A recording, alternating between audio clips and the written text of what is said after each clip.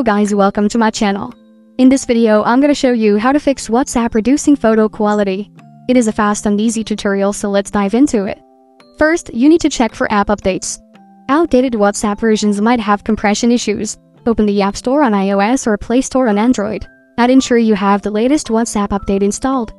The new update of WhatsApp offers options to control the quality of uploaded media. Here's how to access them. So open WhatsApp. Here you have several options at the bottom, so tap Settings in the bottom right corner. Under Settings, go to Storage and Data. Here go to Media Quality. You will see a feature called Media Upload Quality. So tap on it to open. Here you have two options. Standard: when Standard is selected, a photo will be faster to send and smaller in size. If you select HD Quality, the photo will be slower to send and can be 6 times larger.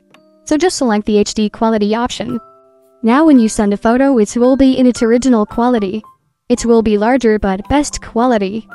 And that is how to fix WhatsApp reducing photo quality. Thank you for watching.